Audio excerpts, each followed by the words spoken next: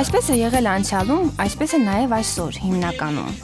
Մարդիկ հանդիպում են սրճարանում, ավտոբուսում, աշխատավայրում, համալսարանում կամ պարզապես փողոցում։ Հանդիպումները տեղի են ունենում անընդհատ, ընդամենը 2 հայացք եւ հանդիպումը կայացավ։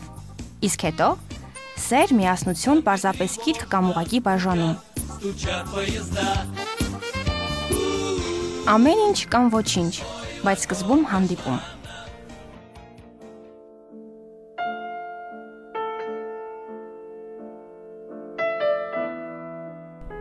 Բարև։ Կարելի է նստել։ Խնդրեմ։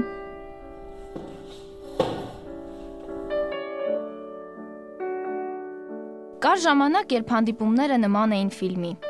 Դասական սցենարի պես հանդիպում էին, իրար երկար նայում, խոսում Ռոմեո եւ Ջուլիետից, հավատում հավերժական սիրուն եւ միմյանց բանաստեղծություններ նվիրում։ Երբ հանդիպեցինք,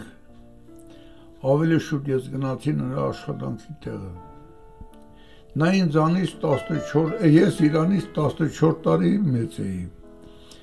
Նա այնպիսի ամոթխած հայացքով էր նայում ինձ, որ անմիջապես ես սիրահարվեցի վրա, ափսոս Էրնագեդորը, Ես պուջուր, յարս պուջուր, արևուտ մերն է, ով կտա մեզ հազջուր, բարևդ մեր։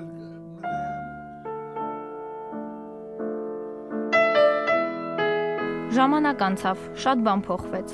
Այսօր արդեն Հրանտ Պապիթոռներն են հանդիպում։ Հիմա էլ նրանց հանդիպումներն են նման ֆիլմի։ Միայն թե մերօրյա ֆիլմերն ուրիշ են, հանդիպումները նույնպես։ Ասում են ռոմանտիկա չկա։ Ինչպես լինի ռոմանտիկա, երբ այսօր հանդիպում են փնտրում լավագույն դեպքում այսպես։ Բարև քուրս, կարանք ծանոթանանք։ Դե լավ էլի, խի ոչ որ։ Ամեն հանդիպում մի նոր պատմության սկիզբ է, իսկ հանդիպման սպասումը երկար ու ձիգ վայրկյաններ։ Привет։ Привет, շատ սպասեցիր։ Мне не везет в этом так, что просто беда. Երբ հանդիպումը չի ստացվում, շատերը ճարահատյալ դիմում են հին ու փորձված մեթոդի։ Ժուկով ժամանակով թագավորներ էին ապրում, ու իրենք էին կազմակերպում իրենց զավակների առաջին հանդիպումները, հաշվարկելով, որ սպասվող միությունից կշահեն եւ իրենք, եւ իրենց թագավորությունները։ Թագավորական ժամանակներն անցել են, սակայն միջնորդությամբ հանդիպումները այսօր էլ են պատահում։ Ով է ձեզ ծանոթացրել։ Որակույրս։ Մեզ ծանոթացրել է մեր հարևանը։ Մեր ընդհանուր ծանոթներից։ Դասախոսն է ծանոթացրել։ Հանդիպման հերոսները հաճախ տեղյակ չեն լինում իրենց բարեկամների, մոտիկների մտադրության մասին եւ ընկնում են ծուղակը։ Եվ առաջին հանդիպումը վերածվում է միջնորդավորված մի ծանոթության։ Մարինա Գևորգյան, տնային տնտեսուհի։ Ես այն փաստերից մեկն եմ, որ կարող եմ ասել, որ ես եւ ամուսինս ծանոթացել ենք միջնորդի միջոցով։ Ով է ձեզ ծանոթացրել։ Ծանոթացրել է մեզ իմ, այսինքն պապայենցը շենքի հարևանը, որը ճանաչում է եւ ինձ եւ իմ ամուսնուն եւ որոշեց մեզ միացնել իրար։ Նրանք մի երեկո որոշեցին եւ ինձ առանց զգուշացնելու եկան մեր տուն։ Դուրը բացեցիք եւ տեսաք նրան ում ուզում էիք։ Ճիշտ ասած, չեմ կարող ասեմ, որ տեսա նրան ում որ ուզում էի, այսինքն նա այն չէր իմ սպիտակ դիավորը չէր, բայց փաստորեն շփվելով մարդու հետ տեսնում ես նրա իրական պատկերը եւ հետո դու, ասենք, ստեղծում ես քո սպիտակ դիավորին։ Հիմա դուք երջանիկ եք։ Այժմ այո, ես շատ երջանիկ մայրիկ եմ եւ շատ երջանիկ կին եմ, քանի որ ունեմ 3 տղա եւ սիրում եմ իմ ամուսնուն։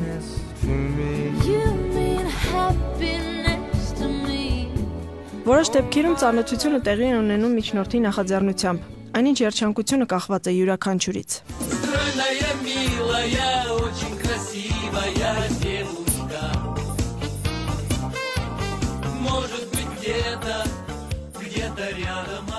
Ասում են, այս կյանքում ոչինչ պատահական չի լինում։ Հանդիպում են նրանք, ովքեր պիտի հանդիպեն։ Ծանոթանում են նրանք, ովքեր պիտի ծանոթանան։ Ընտանիք են կազմում նրանք, ում համար դա ի վերուստ որոշված է։ Առաջի պարապմունքին ուշացած ներս մտա եւ տեսա, որ իմ դասախոսը չի եկել եւ միացյալ դաս ենք անելու։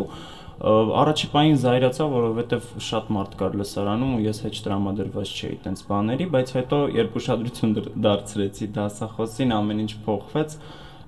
Ես ուղղակի լուռ ու մունջ նստում էի մի քանի առաջի պարապմունքների ընթացքում հետևում ու ոչ ձեն էի անում, ոչ ձուն։ Իսկ հետո ինձ հետաքրքիր էր նրա մասին բացարձակապես ամեն ինչ, թե այն առարկան, որը նա դասավանդում էր, թե նրա անձնական ինչ-որ ամեն ինչ իր մասին ինձ հետաքրքիր էր։ Եվ այդպես հաճախում էի պարապմունքների,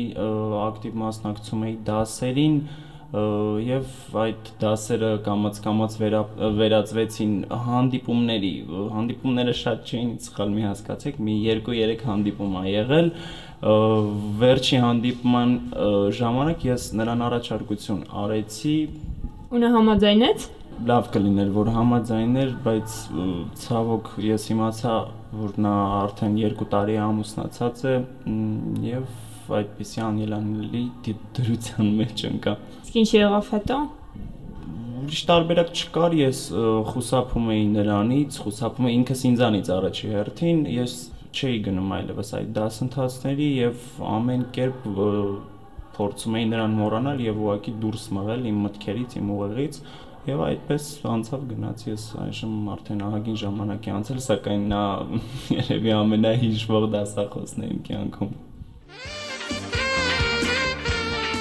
Ասում են, այս կյանքում ոչինչ պատահական չի լինում, ինչպես պատահական չէր այս հանդիպումը։ 21-րդ դար, տեխնոլոգիաների զարգացում, հետևաբար հանդիպումների մեկ այլ հարթություն, մի խոսքով համացանց։ Վայ լավ էլի, մենակ չսկսեք, եթե տենց մեկը կա, որ կարա ասի վիրտուալ շփումները իրան չի ձգում, դա սուտ է, չհավատակ։ Մեկ անգամ հանդիպում վիրտուալ աշխարհում եւ շարունակությունն անխուսափելի է։ Այսպիսի հանդիպումներ հաճախ փնտրում են աղջիկները եւ հատկապես նրանք, ովքեր մենակ են ու գեղեցիկ խոսքեր լսելու կարիք ունեն։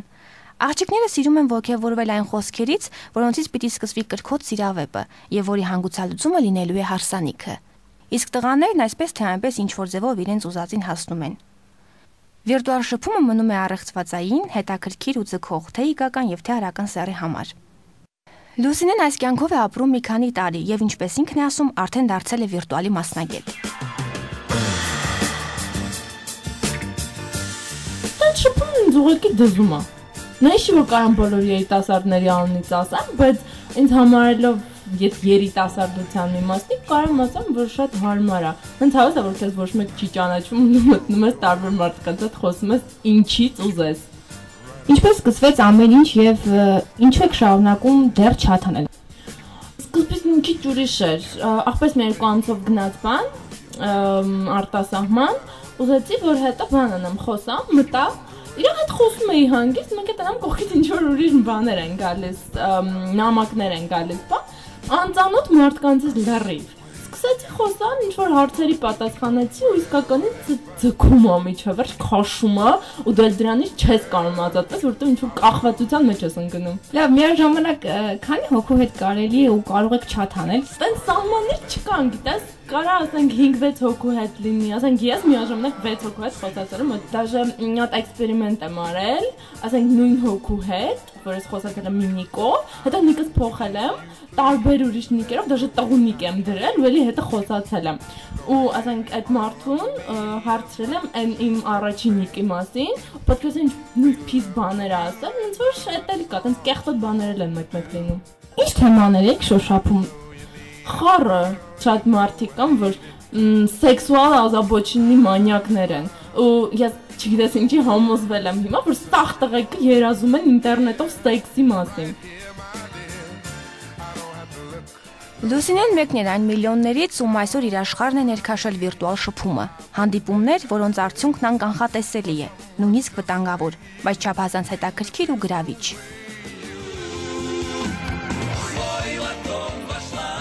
Մարդիկ հանդիպում են ինտերնետում, բարեկամի տանը, հարևանի խորհրդով կամ շատ պատահաբար։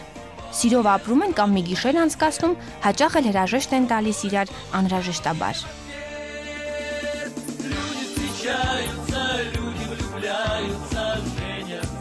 Հաղորդումը պատրաստեցին Ռուզաննա Մինասյանը, Ելենա Բայտալյանը, Անի Հակոբյանը եւ Մերի Խալաթյանը։